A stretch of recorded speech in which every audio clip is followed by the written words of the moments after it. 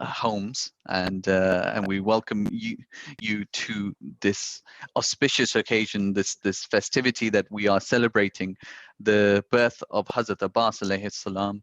And tonight, thank you for welcoming us into your homes. Thank you for allowing us to celebrate and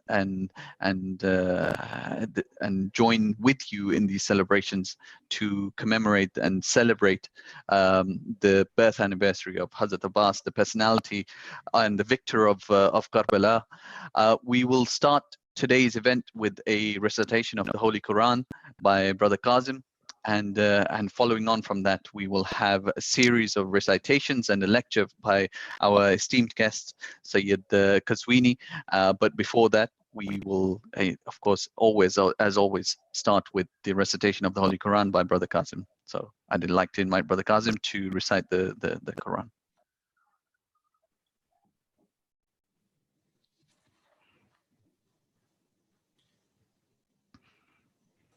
أعوذ بالله من الشيطان الرجيم.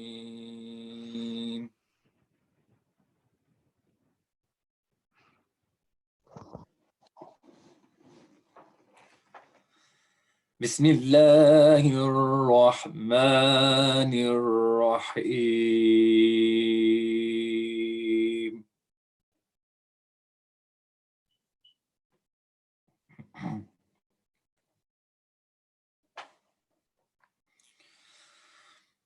تبارك الذي بيده الملك وهو على كل شيء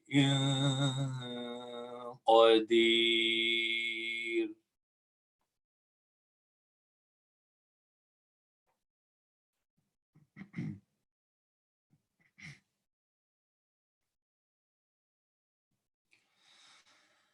الذي خلق الموت والحياة ليبلوكم أيكم أحسن عملا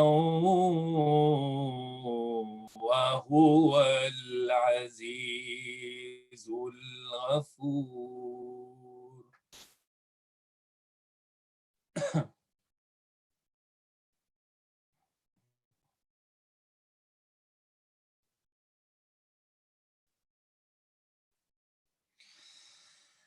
الذي خلق 7 سماوات طباقا ما ترى في خلق الرحمن من تفاوت.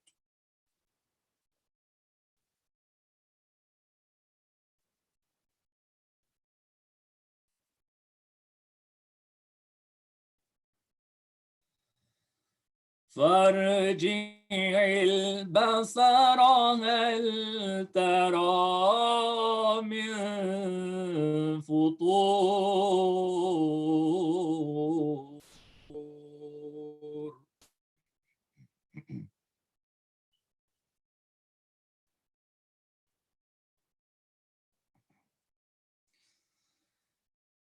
ثم ارجع البصر كرتين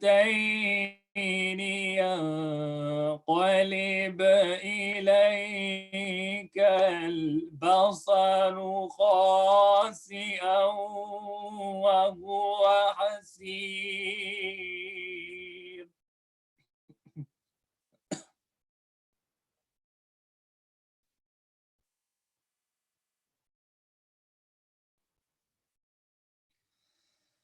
ولقد زينا السماء الدنيا بمصابيح وجعلناها رجوما للشياطين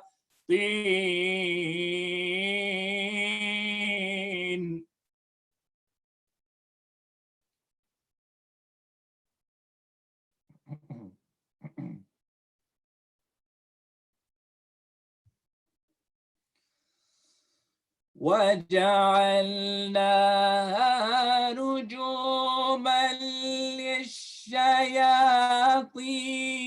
وأعتدنا لهم عذاب السعير.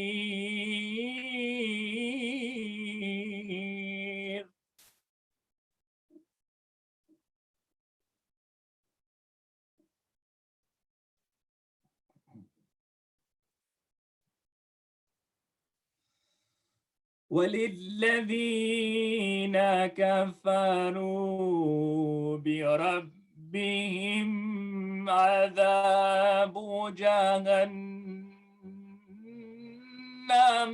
وبئس المصير.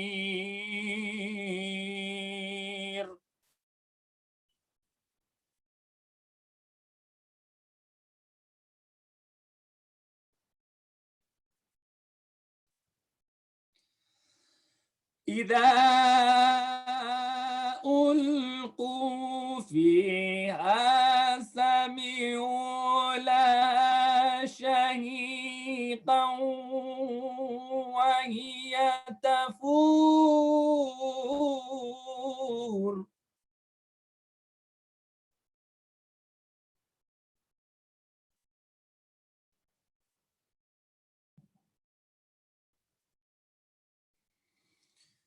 تكاد تميز من الغيظ كلما ألقي فيها فوج سألهم خزنتها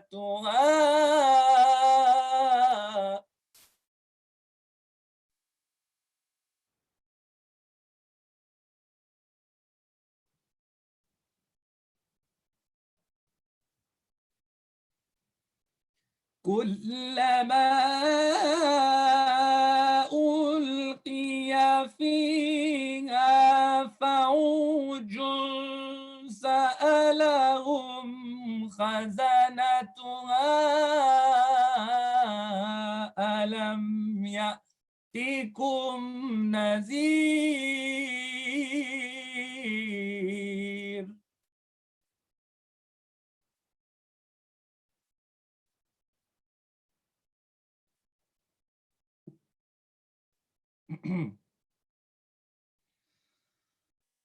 قالوا بلى قد جاءنا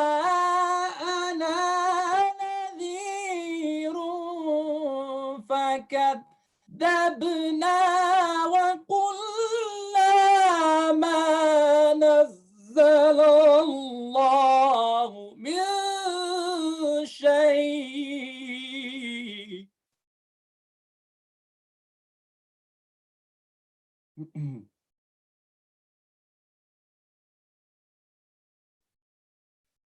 وقلنا ما نزل الله من شيء إن أنتم إلا في ضلال كبير. صدق الله العلي العظيم.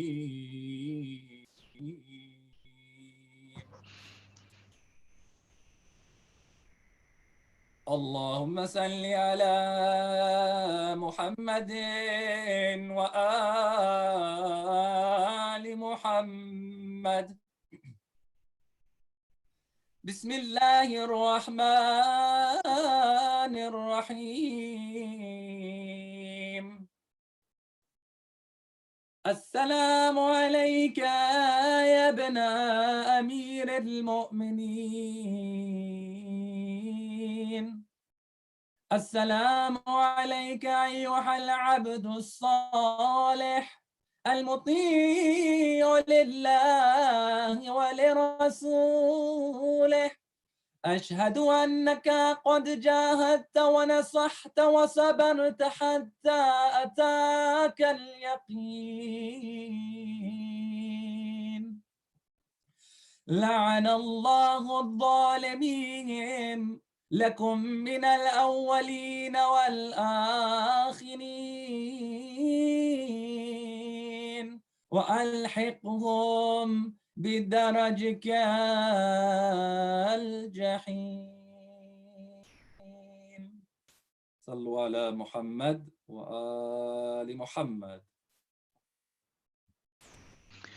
Allahumma salli ala Muhammad wa ali Muhammad. Thank you very much indeed, Brother Qasim. So, as I mentioned right at the beginning, we have a very diverse lineup for you this evening. We have poets, we have reciters, we have Sayyid that will give us his lecture on Hazrat Abbas, and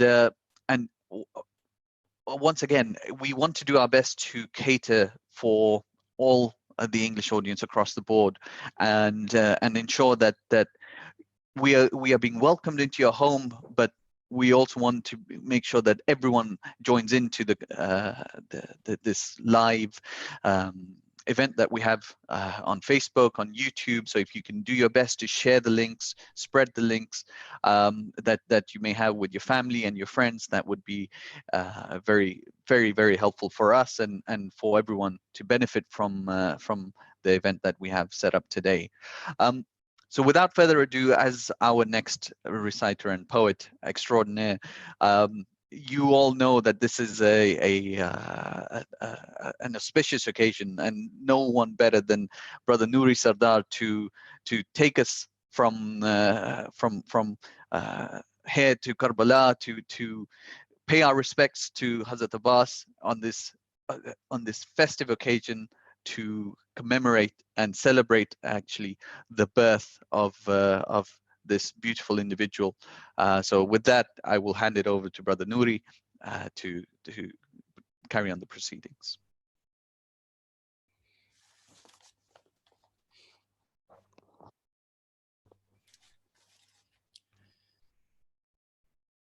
أعوذ بالله من الشيطان الرجيم. بسم الله الرحمن الرحيم. اللهم صل على محمد وآل محمد. Assalamu alaikum, dear viewers watching from wherever you are. It's truly an honor to be here and to be given the opportunity to recite for Imam Hussein alayhi salam, and on the occasion of the births of our heroes of Karbala, being Imam Hussein, Abbas alayhi salam, and also of course Imam Sajjad alayhi salam. Obviously, we are in trying times. There's nothing I can say that can really, reflect how scary these times are. But hopefully, we can remain positive and look at the blessings that we have been given. And one of the biggest blessings that we've been given from Allah Subhanahu wa Taala is that despite the fact that we are cocooned in our homes, most of us, despite the fact that we can't go outside, aside from here and there. We are not denied the blessing of being able to commemorate and celebrate the occasions of Ahlul Bayt alayhim salam, and particularly the Milad of Imam Hussein and Abul Abbas alayhi salam. So I think there's a lot of wonderful reciters on tonight that are going to recite of the various personalities. I want to kind of recite on Imam Hussein alayhi salam specifically. So I've just got 2 poems. Won't take too much of your time. The first one starts with 7 letters of which daily I've dreamt, and to each letter a lifetime I have lent. His name, it touches my ears before my heart's consent. The beat of my heart skips like a lover's moment. The joy of my smile and of the cries that I lament. Yet I still wonder what Hussein truly meant. Yet I still wonder what Hussein truly meant. My eyes see bodies upon deserts, plains they lie, yet their names lived on, though upon dust they lie. Whoever said Hussein is dead, they lie, because he lives on in the heart of every believer. He preached revolution alone with his soul sword. He defeated swords with his blood and with his soul sword. Hussein didn't die that day Rather, his soul soared, his name became a symbol that flies on forever. The worth of Hussein is that no one knows of his worth. His story is the greatest story ever told. And even though every day we still hear his name, the sheer value of his worth remains untold. Hussein bent the meaning of the word impossible. Hussein bent the meaning of the word impossible, just like his grave bends the scale that is this world. His name redefines what is most valuable, because his dust is sought even more than diamond and gold. He cannot be killed, no matter how much they try. The perfect imbalance against all those who oppress. Over 1,000 years and his enemies are gone. In every age they fail, while he still sees success. I tell you that Hussein defies infinity. He has the only love that is timeless. 21 million walking is my proof. Let 6 billion walk, he isn't worth less. Hussein bends the scale of mortality. His existence alters the meaning of the word real. And whoever gets to know Abba Abdullah finds nothing surprising and nothing surreal. Medicine in this world, savior in the next, not just illnesses, hearts and souls he'd heal. If mankind knew what he was capable of, you'd see kings of nations at his grave kneel. If you're told that he died, then know that they lied. Open your eyes and give your pupils consent. He is the symbol of freedom for all those who are oppressed. Hussein in every uprising is present, and it's not just his shrine that holds his flag. In every one of our hearts, he has a monument. I tell you, his worth is that he never died. He is loved and adored in every single moment. He is loved and adored in every single moment. By Muhammad wa Ali Muhammad, salawat Allahumma salli ala Muhammad. So I had one more poem, inshallah, to share with you, and that is on the love of Imam Hussein alayhi salam. I know I can't speak for everyone watching, but I'm sure those of us who have Imam Hussein and Karbala and the story of Ashura dear in our hearts, similarly, but not the same way. The way when Muharram comes, we get that feeling of rejuvenation in our hearts. When the day of Milad al-Imam Hussein alayhi salam comes, we feel that love coming back. We feel that electricity, that fire in our hearts. And I hope that, inshallah, we can take that love and really hopefully use it to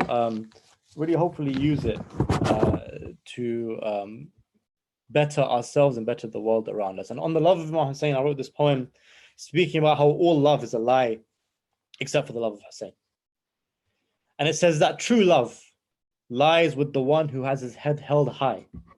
Put all love on a scale, whatever love is worth weighing. Hussein's love outweighs all love.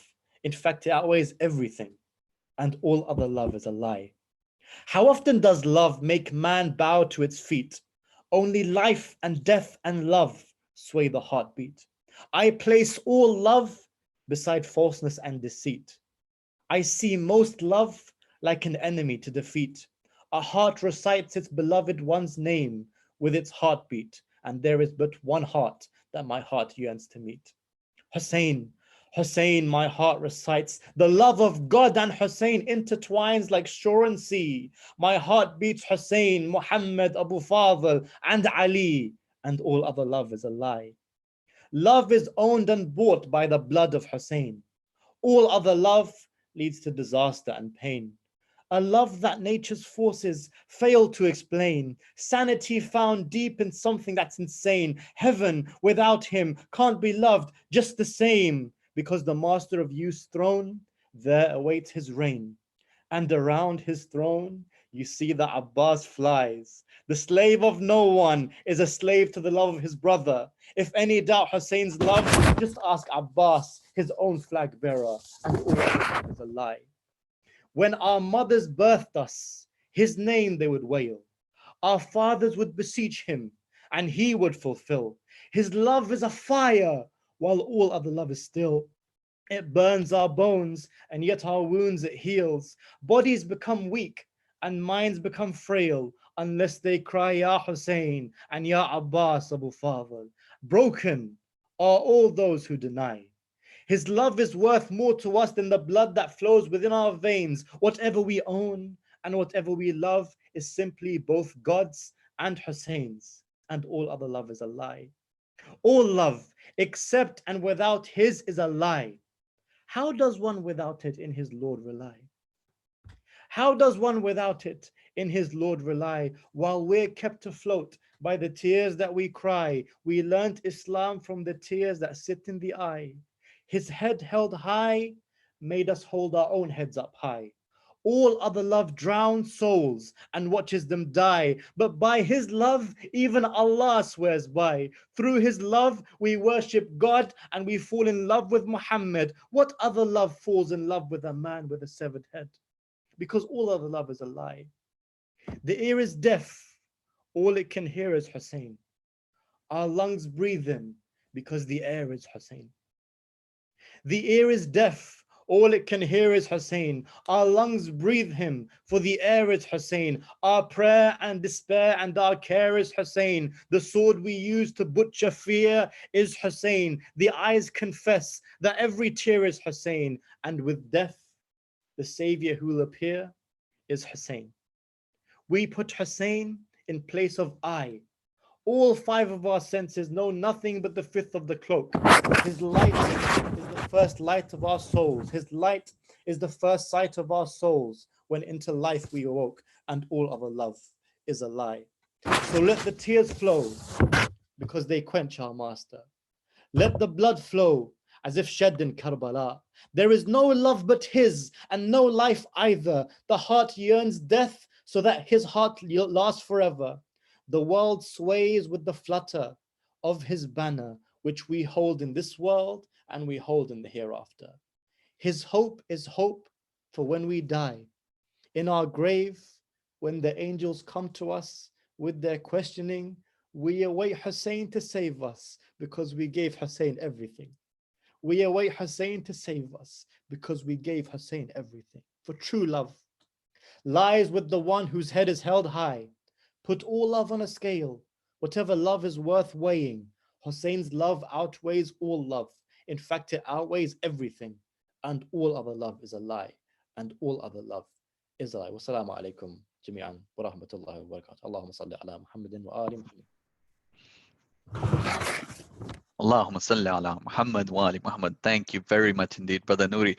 Those inspirational words and those words that take us and take our hearts to Karbala and pay our respects to Imam al-Hussein and Abu al-Fadl al-Abbas. Thank you so much indeed for taking part in today's event. I know you're busy. Yeah, you have a few more of these to get onto as well. So thank you so much indeed. Before we move on, one final request before I ask the Sayyid to come in and deliver his short speech. Of course, Muhibban and the joining organizations that have organized today's event, the way that you can spread the message of Imam Hussein, the way that you can spread the message of Abu Fadl al-Abbas and the message of Karbala is through the sharing of these types of videos and the sharing of these types of events. Everyone, I'm sure we know, has a smartphone or some sort of a device where they can watch this. You can watch this on Facebook, you can watch this on YouTube, wherever it may be, wherever you are, you can watch this live. You can watch this after the event is done as well, just if you want to have a recap of any of the reciters or the speech that's given today. So please do make the most of it. A lot of effort does go into planning these types of events. So inshallah, you benefit from them, and inshallah you can do your best to share them across with your family and your friends and your communities across the board. So without further ado, I would like to introduce Sayyid Mahdi Al-Qazwini. Sayyid is joining us live from California. He was born into a distinguished family known for their dedication and leadership in serving Islam and the Muslim community. Sayyid spent his life after graduating from high school in the holy seminaries in Qom, and after completing his course there, he returned back to the United States to pursue master's degrees in Islamic studies and leadership at various different centers all across North America. He currently serves as the educator and at communities all across North America and the UK, and we are privileged to have had him for our Thursday night program, and again today as well. So we'd like to thank him for his participation and also welcome him onto the platform to deliver his speech. Salli ala Muhammad wa ali Muhammad.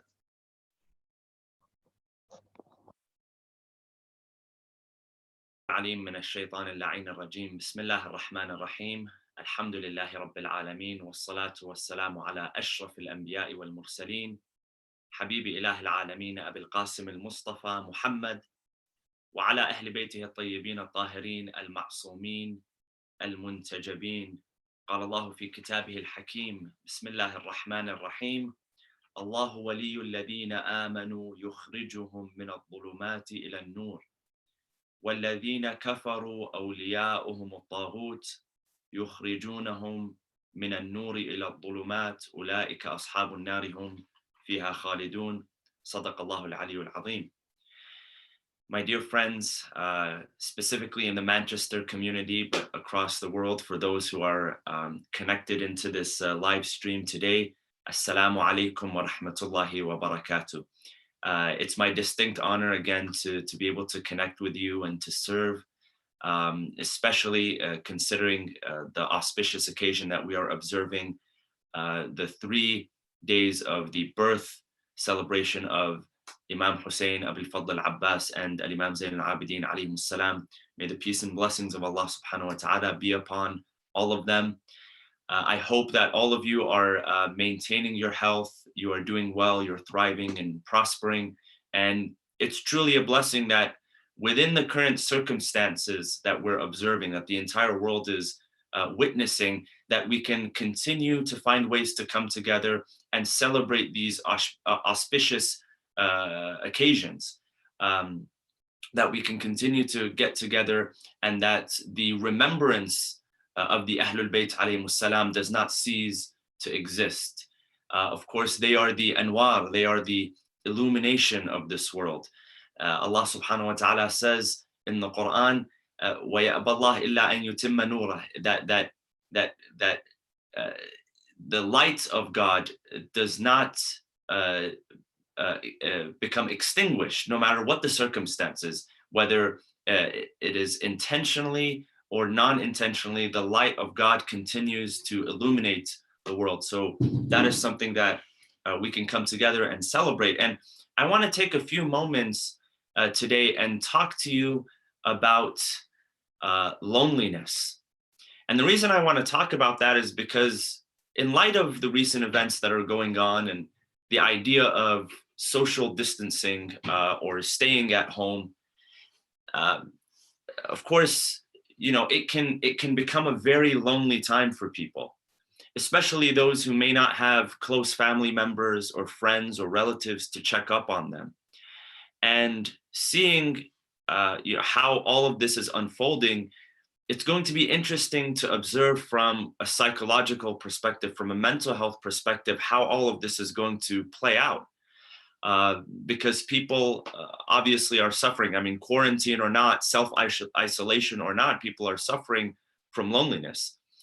And I remember reading a report recently. It said that back in 2014, here in the United States, where I am broadcasting from, Los Angeles, California, but here in the United States, the Surgeon General, who is considered to be one of the top medical authorities in the country, spoke about loneliness and described it, interestingly enough, he described it as an epidemic. Now that word has become more popular recently. The coronavirus is referred to as an epidemic. An epidemic is a disease or an illness that spreads in a relatively quick time across a large population. Now, obviously, looking at the coronavirus today, there are symptoms which are visible. experts say that, hospitals will be filled within the next few weeks. There may be a shortage of medical equipment, so not everybody can be taken care of. And we see this happening all across the world in some countries, such as Italy, for instance. Doctors have made the decision who to keep on a ventilator and who not. So it's certainly a public health crisis, the coronavirus. But interestingly enough, loneliness is described by medical experts as also being a public health crisis. The difference is that loneliness does not truly manifest itself or its detrimental effects in the same way that something like a coronavirus or the swine flu or the bird flu does. But loneliness can be very, very detrimental. It can be destructive. It can devastate families. It can devastate individuals. It can devastate societies. I was watching something one time. I came across something very interesting, and some of you may be familiar with this, but there was a report that was showing how many elderly people in Japan were committing petty crimes in order to be arrested. And what they found out was that many of these older people who, and of course, Japan is one of those countries where people live for many, many years beyond, they have a very high life expectancy. And so because of that, people grow old, but they grow on their own, they grow by themselves, so they become very lonely. But they found that elderly Japanese citizens, and this was so fascinating to see, that they would commit petty crimes intentionally in order to be arrested so that they be put in jail. And once they're in jail, once they're in prison, even though they are restricted physically from moving one place to another, they're in their cell block or they're with other inmates, but they can't get beyond the walls of the prison. However, they experienced freedom in terms of a relief in their loneliness, that they were no longer lonely. So that teaches us a very powerful lesson about freedom, that sometimes you can be free out in the world and surrounded by people, but feel lonely because of the lack of connection with other people. At the same time, the opposite can also be true as well. You can be confined within a prison, and sometimes when we self-quarantine or when we social distance within our homes, it feels like we're in a prison, right? So the opposite can also be true as well. So, today, and what's interesting is the Surgeon General, he then elaborated on that. He said that we live in the most technologically connected age in the history of civilization. So I'm sitting here in Los Angeles, California. I'm able to connect with people in Manchester and people across the world, anyone with a laptop or a smartphone and Wi-Fi. We live in the most technologically connected age in the history of civilization, yet rates of loneliness have doubled since the 1980s. How does that happen? In a world where everybody is connected, everybody has at least 500, 1,000 contacts in their phone, many followers on social media. How is it that isolation rates and loneliness rates have doubled since the 1980s during days where none of this technology really existed? So that's something that we need to ponder on. Is loneliness, the epidemic of loneliness, and how it's affecting our societies?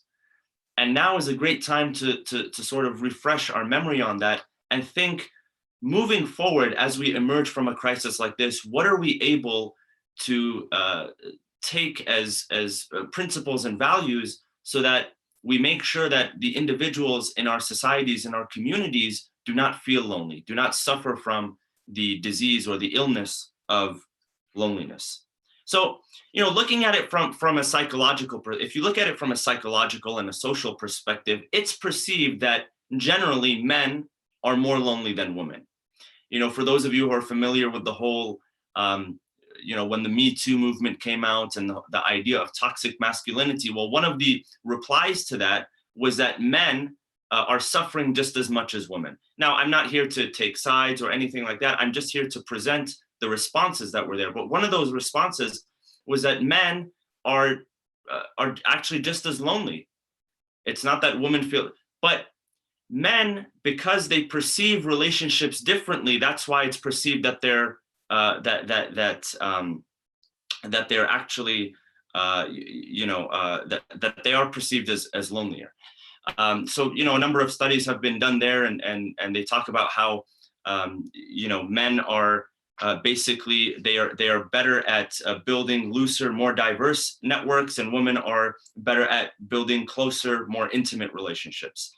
Men enjoy more shoulder-to-shoulder activities. Women enjoy more face-to-face activities. That's how we prefer friendship. So shoulder-to-shoulder would be something like, going out and playing sports, or sitting side by side on a couch and watching a football game, or playing video games. That's shoulder-to-shoulder, versus face-to-face, where that creates more of an intimate relationship. So obviously, men and women have different preferences when it comes to choosing how they establish intimacy and closeness. So that's why there's this little discrepancy of loneliness and men being perceived as being more lonely. Well, that's not really the case. It's just the preference of how they choose to build bonds of friendship. So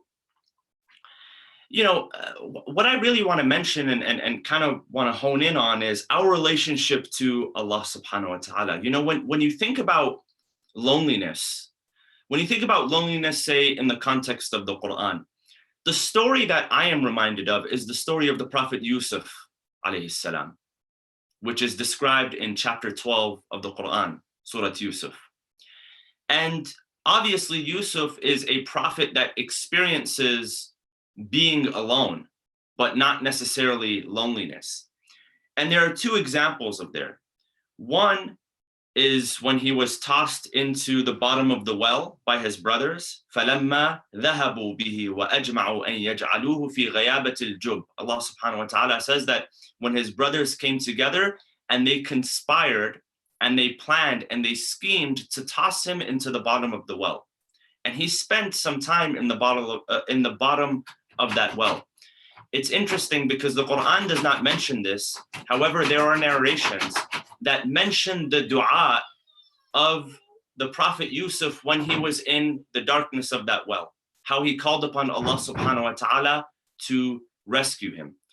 So even though Yusuf was alone, here's the point, in the darkness of that well, he did not experience loneliness. Why? Because he knew Allah subhanahu wa ta'ala was with him. And this is what is meant in the verse, Allahu waliyul ladina amanu yukhrijuhum min al-dhulumati ila an-nur. That Allah, God, is the wali. The wali is the keeper and the protector of those who believe. Yukhrijuhum min al-dhulumati ila an-nur. He is the one who emerges them from darkness into the light. And when you are lonely, when you're suffering from loneliness, it can feel very, very dark on the inside, even if you are surrounded by light, physical light, even if you are surrounded by people, even if you are in a well lit up room. And within the past couple of years, if you just an example of that is, what happens with TV stars, celebrities and actors, how they're constantly surrounded by people. They're constantly surrounded by the camera lights and microphones in their faces. And there's a spotlight which is shined on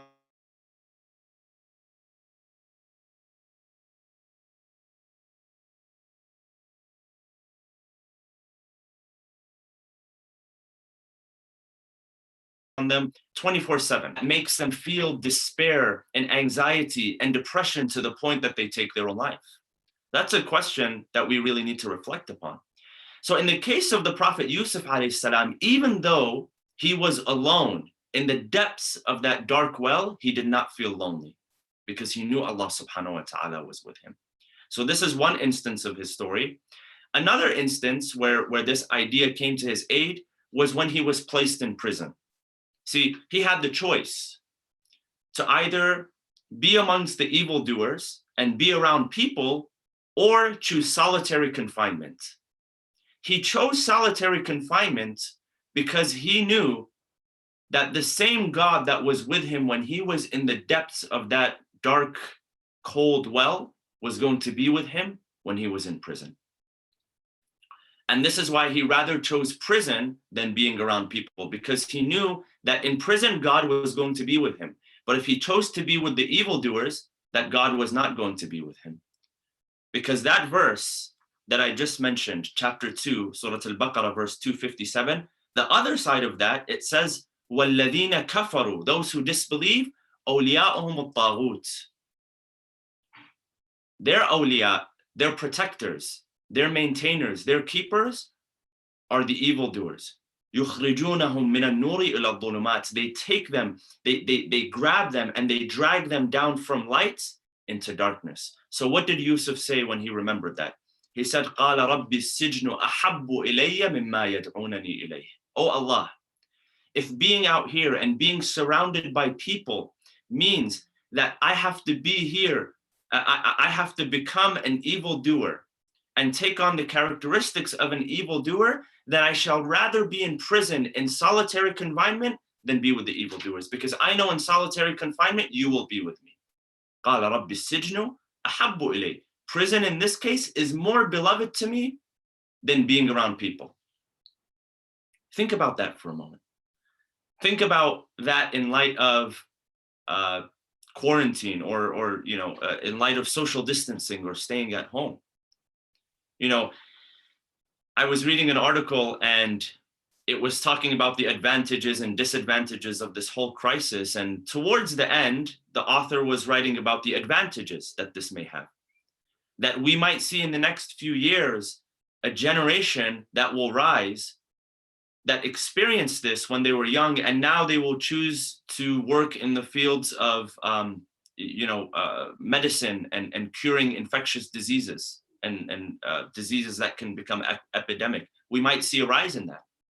So the whole idea is, when you look at generations such as the generations that experienced World War I or World War II or the Great Depression here in the United States, what happened? They took heed. And instead of, for instance, the generation that went through the Great Depression when the stock market crashed here in the United States, that generation was known to be very stingy, very, very protective of their money. But that was a good thing because the economy began to boom after that. And that's where the baby boomer generation after World War II was born. So there are advantages, obviously, and there are disadvantages. So think about that in terms of social distancing. We might have to practice social distancing even after the virus disappears, because we realize that when you are alone and when you are isolated, that's when you can work best on your relationship with Allah subhanahu wa ta'ala.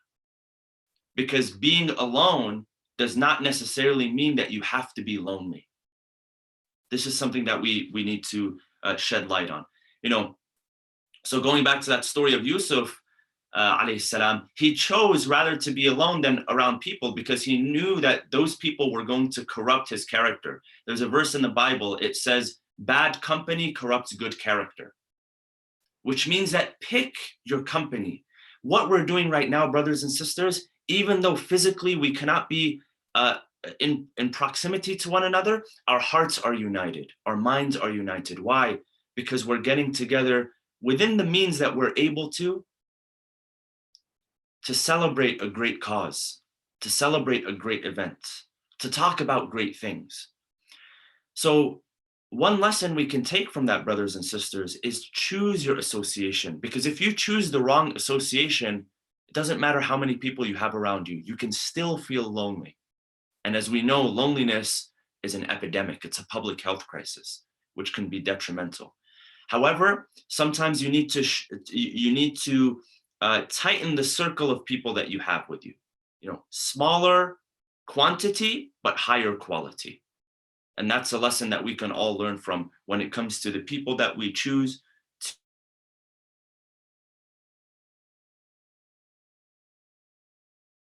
to associate from. Obviously, family members, but you can choose how much time you spend with them. The hadith teaches us some of the admonishments that Luqman gave to his son. So in the Quran, there are a number of admonishments that Luqman gives to his son there are a number of admonishments in the hadith which are not included in the Quran that Luqman gives to his son. And one of those admonishments, he says to his son, he says, my dear son, choose the company that you keep. Always sit with people of knowledge and never sit with people of ignorance. Why? Because if you sit with people of ignorance, if you are a knowledgeable person, your knowledge will not benefit you because they are ignorant. They are not going to make use of your knowledge. And if you are an ignorant person, then their ignorance compounds with your ignorance. And that's a big problem. So stay away from people who are ignorant. He says, choose to associate with people of knowledge. Why? Because if you are ignorant, then their knowledge will benefit you. However, if you are knowledgeable, then your knowledge will compound with their knowledge. So choosing your association, choosing the people that you want to be around. And of course, when we look at the Quran, Allah subhanahu wa ta'ala reminds us that our primary friendship, our primary association belongs to Allah subhanahu wa ta'ala. Allahu waliyul ladina amanu in one verse. In another verse, هُنَالِكَ الْوَلَايَةُ لِلَّهِ الْحَقِّ هُوَ خَيْرٌ ثَوَابًا وَخَيْرٌ عُقْبًا. That true walaya belongs to Allah subhanahu wa ta'ala. True friendship, your protector and your keeper is primarily Allah subhanahu wa ta'ala. He is the one that nurtured you. He is the one that kept you company when you were in the darkness of your mother's womb for 9 months. He was the one that continued to nurture you and feed you when you had no idea what was going on. That was Allah subhanahu wa ta'ala, your day one, the one that was with you from the first moment of your existence, from the first millisecond of your existence. Remember, brothers and sisters, that the one that was with us when we were in our mother's wombs, he will be with us now. He will not keep us lonely now that we are self-isolating or social distancing or whatever you want to call it. The same one that was with you is with you today. The same one that kept you company then is keeping you company now. The same one that kept Yusuf company in the darkness of the well, in that prison. The same one that kept the Prophet Yunus alayhi salam company in the belly of the whale. The same one that kept Ibrahim company when he was to be cast into the fire, he is keeping you company. He is watching over you. He is protecting you. So when we understand that, that begins to relieve some of the loneliness that we feel. So loneliness, and I'll mention this, is also a characteristic of the people of hellfire. Now, I'm not saying here that if you feel lonely here, you're going to hell. No, I'm saying that those who are in hellfire, the torment and the torture that they experience, according to the Quran and according to the supplications and even the ahadith of our imams, alayhim salam, is that they experience loneliness. For instance, in Surah Al-Shu'ara, we read the following, that the characteristics of the people of fire is, and this is actually comes from a narration from Amir al-Mu'mineen alayhi salam. He says, alaykum bil ikhwan, meaning take care of your brothers and sisters. Take care of your friends. Alaykum bil ikhwan, فَإِنَّهُمْ عُدَّةٌ فِي الدُّنْيَا وَالْآخِرَةِ. For they are a provision, meaning they are an asset for you in this world and the next. Do you not hear the saying of the people of fire? Amir al-Mu'mineen is reminding us of these verses. فَمَا لَنَا مِنْ شَافِعِينَ وَلَا صَدِيقٍ حَمِيمٍ in Surah Al-Shu'ara. He says, don't you hear the people of the fire when they say that now we have no intercessors, nor do we have any loyal friends? Think about it. People of the fire, their flesh is burning, their skin is burning, but what they're thinking about is the fact that they have no intercessors and no friends. So according to the Quran, loneliness is a bigger pain on the day of judgment than even the torment of the hellfire. That's big. And if you've spoken to people who have experienced depression and anxiety and mental health issues because of loneliness, they can tell you how torturous it can be. So how do we relieve that? And I'll end with a few practical steps. How do we relieve loneliness?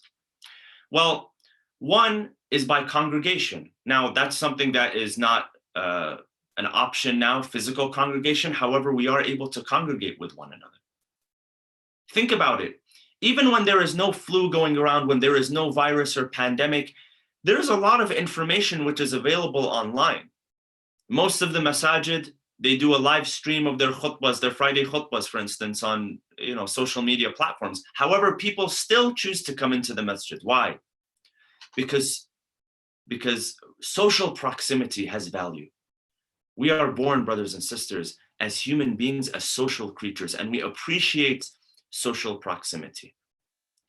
So when you can, if you are healthy and your family members are healthy, and there are no symptoms and everything is okay, inshallah, once this is over, go to your family members, go to your friends, give them a hug, give them a high five, give them a handshake, whatever it is, embrace them. Feel the love that comes from them. So this is one thing. One thing is congregation, and we use the tools that we have, which, in today's world is getting on social media platforms. Number two is something which is highly recommended in our ahadith. And it's a very simple concept. It is ifsha'us salam, to say salam to people, to give your salutations for people. I will share with you a narration from Rasulullah sallallahu alaihi wasallam. He says the following: قال Rasulullah sallallahu alaihi wasallam, لا تدخلون الجنة حتى تؤمنوا, that you shall not enter the paradise until you believe. ولا تؤمنوا حتى تحابوا, and you shall not believe until you love one another and you have affection for one another. أولا أدلكم على شيء إذا فعلتموه تحاببتم, should I not point you in the direction of something that if you practice it, it will increase your love and affection for one another? أفشوا السلام بينكم, say salamu alaykum to one another. Meaning, according to the Prophet, the more you say salam, the more you increase in love for one another. The more you increase in love, the more you increase in iman. The more you increase in iman, the higher the chances of you entering the paradise. So think about that. One narration, it tells us that, and this is from our sixth Imam, Al-Imam Sadiq alayhi salam, he says, Inna Allah Azza wa Jal qal, he's relating this from Allah subhanahu wa ta'ala. He says, Al-Bakhil man yabkhalu bis-salam. Greedy is the one who does not salute one another. So what does that mean? In this day and age, a salutation doesn't necessarily mean you have to go knock on somebody's door and, say salamu alaikum to them. In fact, maybe some people will not appreciate that with everything which is going on. However, it's easy to send a salam over the phone, to text someone, to let them know, hey, I'm thinking about you. Can I do anything for you? Can I drop off groceries? Is there any service that I can provide for you? That is ifsha'us salam, sending a text to someone, a phone call, a FaceTime, whatever it is, an email, letting them know that you're thinking about them. This is number two. So number one was congregation, gathering. Number two is ifsha'us salam, sending your salam to someone. And number three is tazawur. Of course, this is kind of, we're restricted during our time, but tazawur refers to the physical visitation. One does visitation of one another. And there are many narrations. One narration says that Jibreel descended one day to earth and he saw one man visiting another, standing at the door of another. And he asked him, he said, what is it that you are here for? He said, I'm here to visit this man. He said, are you here to visit him to get something out of him? To sell something to him? He says, no, I'm only here to visit him for the sake of Allah. So Allah subhanahu wa ta'ala tells Jibreel, he says, say to this man that since you are here to visit this person for the sake of Allah, let him know that he has not just visited this person, he has visited me, meaning you have visited Allah subhanahu wa ta'ala. Very powerful, brothers and sisters.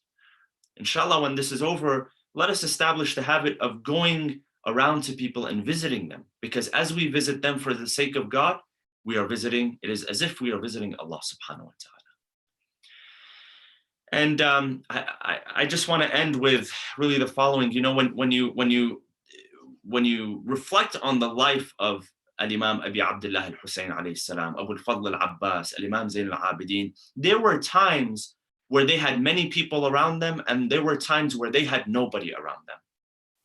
However, that did not increase or decrease in their excitement or in their depression. See, in today's world, some people are excited when others are around them. when others are validating them, when you're on social media and people are liking or loving your posts or retweeting your posts.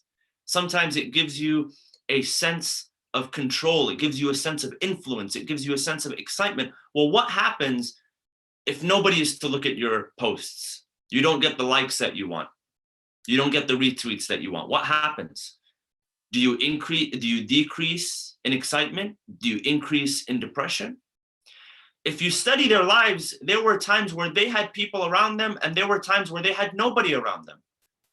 Look at the life of Imam Hussein alayhi salam, Abu al-Fadl al-Abbas, when they were there out on the battlefield, even though they had a handful of people, but that handful of people went up against an army of tens of thousands of people.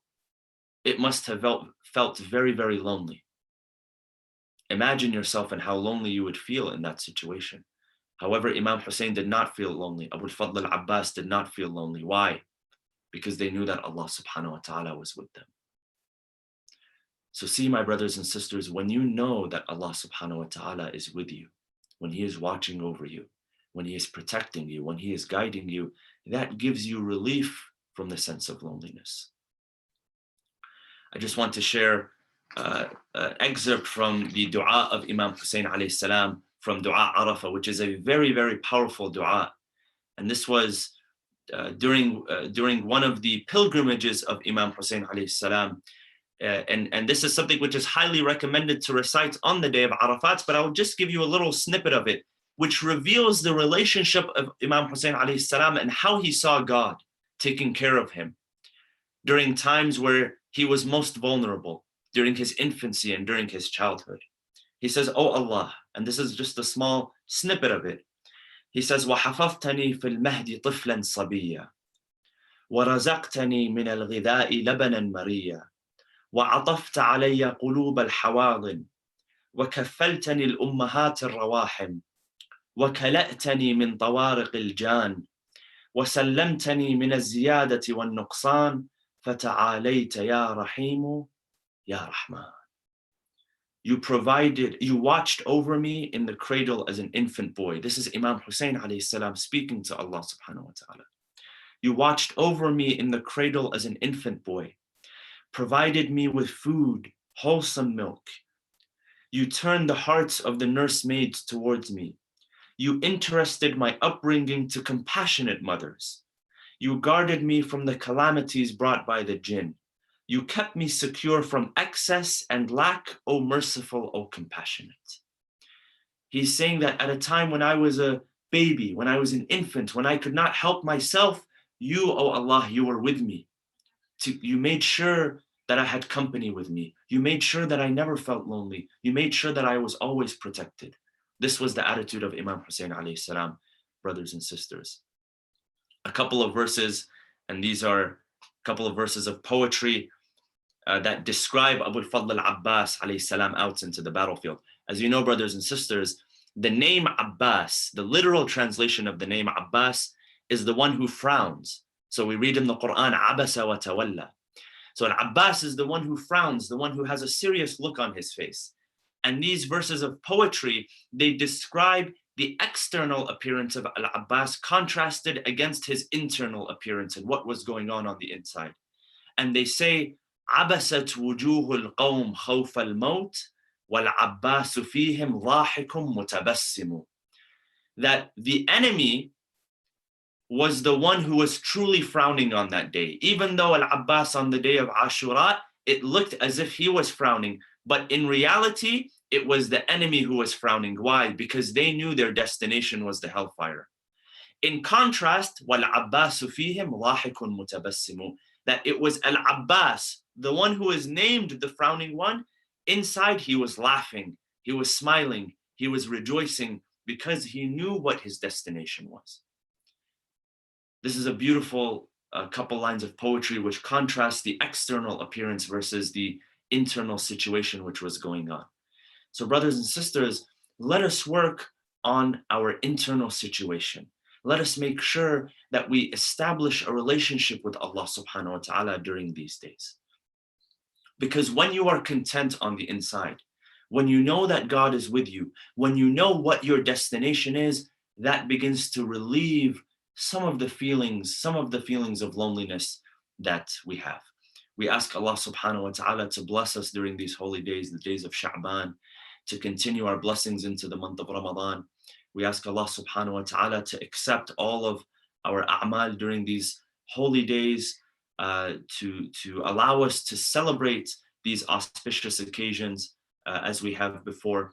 We ask Allah subhanahu wa ta'ala to bring relief to all of those worldwide who are in need of our dua, our supplication. Brothers and sisters, as you know, many people around the world today are suffering from this pandemic and many other diseases as well. We ask Allah subhanahu wa ta'ala to bring shifa, relief to all of them. I ask you again, brothers and sisters, please stay safe in your communities, follow the guidelines, the local and federal guidelines. Here in the US, we have the CDC, whatever the equivalent there is in the United Kingdom. Please stay safe, make sure that you are keeping yourself healthy and sound, inshallah, so that when we come out of this with much blessings, we come out much stronger, that we are able to continue the cause of the Ahlul Bayt alayhim salam. Wa sallallahu wa sallama ala Sayyidina Muhammad wa ala Ahli Baytihi at-tayyibin at-tahirin. Allahumma salli ala Muhammad wa ali Muhammad. Thank you very much indeed, Sayyid Mahdi. You put it perfectly. Honestly, it's a time where even though we may be isolating at home, we may still feel lonely. So it's a time to get together through the remembrance of the Aima alayhim as-salam, and share our experiences, share our love for one another, and share the love for these beautiful beings of Allah between ourselves and across the community as well. So thank you very much indeed, Sayyid Mahdi.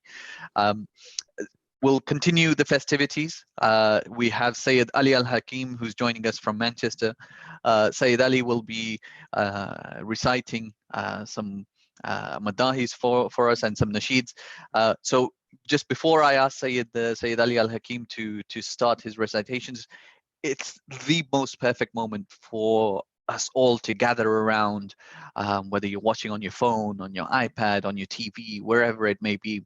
Gather your family, gather your friends, and enjoy this occasion and feel the happiness across your entire family, rather than just viewing this alone and maybe with your headphones, and put it out loud on your speakers if you can, for the whole household to enjoy, and make the most of it in whilst you can. So with that, and a loud salawat for everyone at home to recite, I will welcome Sayyid Ali Al-Hakim. Salli ala Muhammad wa ali Muhammad. Allahumma salli ala Muhammad wa ali Muhammad.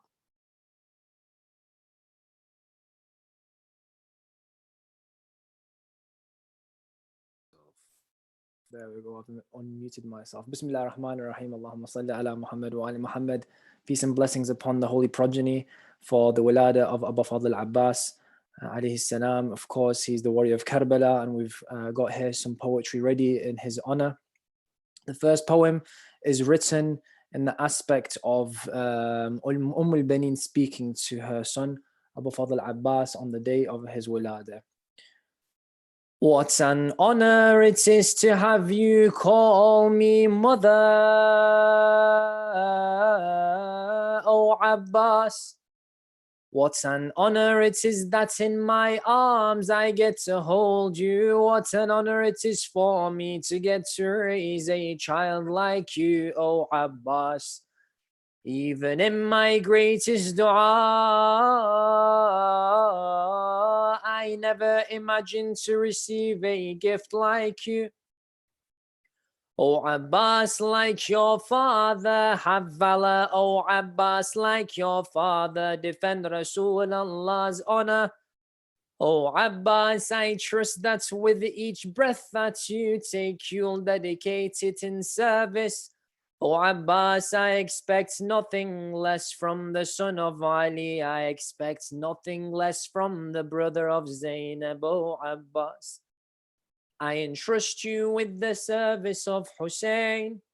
O Abbas, give each part of your life to him, even if of yourself nothing remains. Dedicate every moment to your brother. I expect nothing lower than this, oh my Abbas. It is my honor that you hear my words. It's an honor, O moon of Beni Hashim, that I can watch you grow into the man that the Lord destined you to be. And don't you see, O Abbas,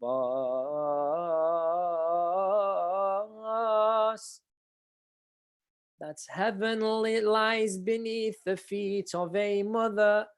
But my son, my heaven walks in the four walls of this house. You are my paradise.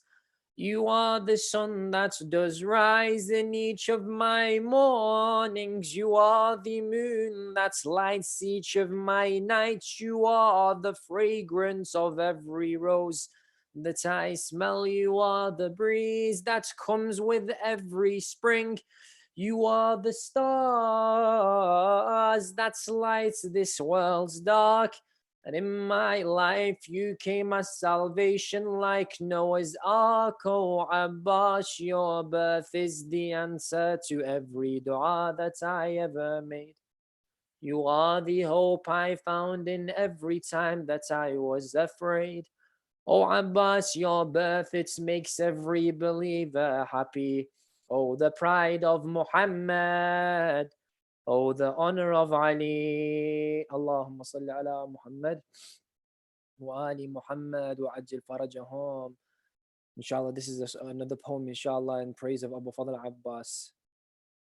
Habibi ya Abbas, Mawlaya ya Abbas.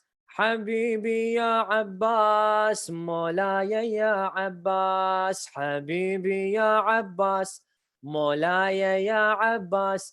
Habibi ya Abbas, Mawlaya ya Abbas. Allegiance I pay for that holy day, oh holy day. The day that sprung in you, don't know holy day, what's a holy day? The answer to his mother, for him she'd pray, yo holy day. He is a blessing, greatness he does bring. He's the King of Kings, he's our everything. Habibi ya Abbas, Mawlaya ya Abbas. Habibi ya Abbas, Mawlaya ya Abbas. Habibi ya Abbas, Mawlaya ya Abbas. Habibi ya Abbas, Mawlaya ya Abbas. He is the moon that does pull at our sides. It's in this moon's light that each of us finds guide. With each wave we carry praises of Abbas. Each molecule of water spells out Abbas. Blessed we truly are to have him in our hearts and in our minds. To please him we strive. Habibi ya Abbas, Mawlaya ya Abbas. Habibi ya Abbas, Mawlaya ya Abbas. Habibi ya Abbas, Mawlaya ya Abbas. Habibi ya Abbas, Mawlaya ya Abbas. With his birth the sun shone brighter, fragrance the air. All the folks of Medina at him would now stare, for in their presence now was the son of Ali. They embraced him and all the good he did carry. They were so lucky to live in his time, to live in a life where he lived beyond rhyme. Habibi ya Abbas, Mawlaya ya Abbas. Habibi ya Abbas, Mawlaya ya Abbas. Habibi ya Abbas, Mawlaya ya Abbas. Habibi ya Abbas, Mawlaya ya Abbas. He gave his all for the message of Islam. He lived his life to spread the noble Quran. To live our life like him we should all aim. The one whose love for God nobody could tame. Nur his love does bring, so his praise we sing. Greatness he defines, hope in Abbas's shrines. Habibi ya Abbas, Mawlaya ya Abbas. Habibi ya Abbas, Mawlaya ya Abbas. Habibi ya Abbas, Mawlaya ya Abbas. Habibi ya Abbas, Mawlaya ya Abbas. La ilaha illallah, la ilaha illallah. محمدا رسول الله عليا ولي الله عليا ولي الله عليا ولي الله نادي علي يا مظهر العجائب تجده عونا لك في النوائب كل هم وغم سينجلي بعظمتك يا الله بنبوتك يا محمد بولايتك عليه عليه عليه عليه عليه عليه علي يا علي صلوا على محمد وآل محمد ونسألكم الدعاء. Allahumma salli ala Muhammad wa ali Muhammad. So thank you very much indeed, Sayyid Ali Al-Hakim, for that beautiful recitation. We were joining in at home, and I hope you all were also joining in with your families and your friends and whoever it may be that you may be close with to the recitations. He wants more. So I know we advertised for Sayyid Amar al-Nashid to join us, but unfortunately, due to some technical issues, he wasn't able to join. But we do have Brother Hamid from Haydariyun in Manchester joining. So, Brother Hamid, could you please continue the festivities and carry on the recitations with a loud salawat? Allah Muhammad wa ali Muhammad. Allahumma salli ala Muhammad wa ala Muhammad wa ajjal farajahum. Yes, as Brother Dawood said, unfortunately, you are stuck with me tonight again. Brother Amar Nashid sends his apologies. He was actually stuck at work, so he could not make it. So, unfortunately, I am here for you guys.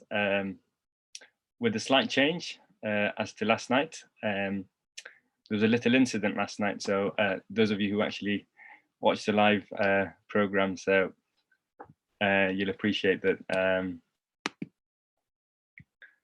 Yeah, so tonight I'm going to be reciting without a mic. Just bear with me a second.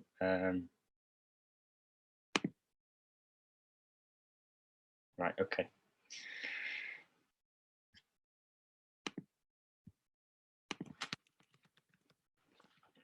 Bismillah ar-Rahman ar-Rahim, Ya Rahman, Ya Rahim. يا رب العالمين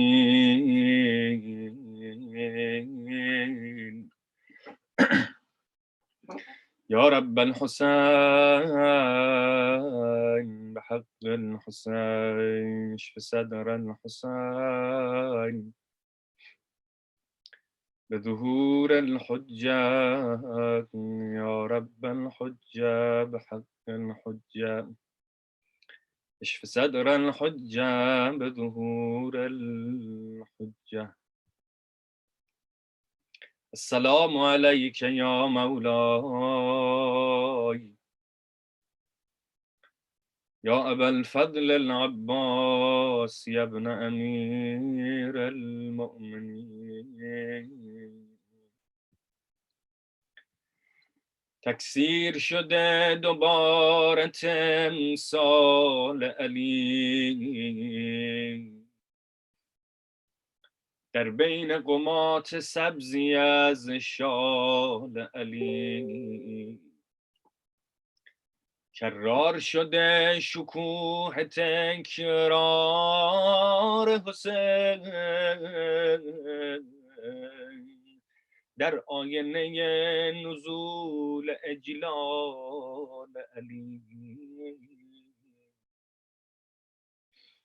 ابروش دلیل حکم عباس شدن در گوشه بالای لبش خال علی شمشیر علی و او شمشیر علی و او شمشیر علی بطال علی است و اوست بطال علی.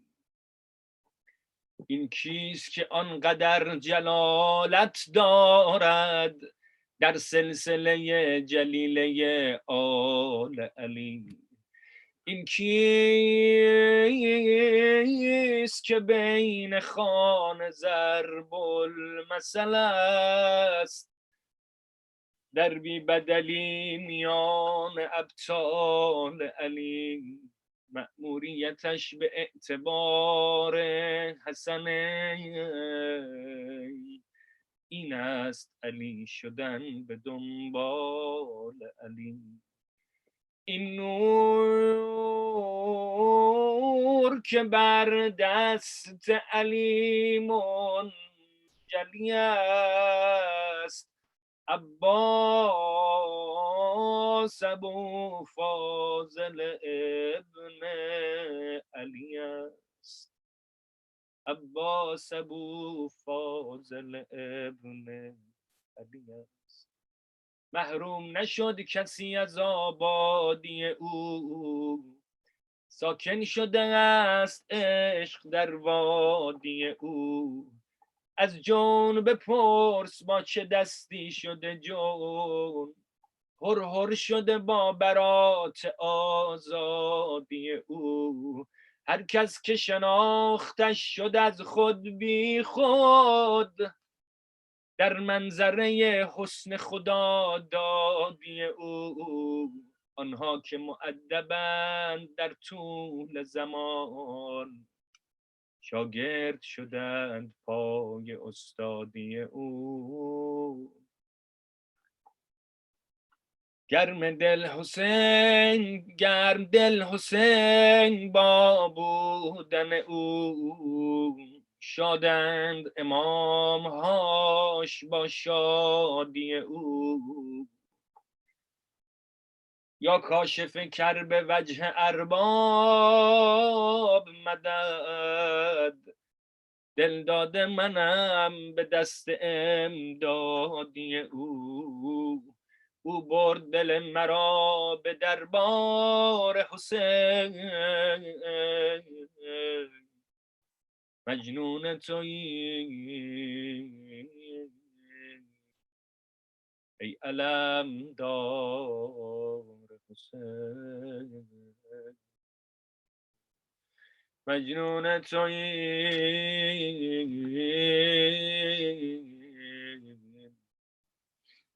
ای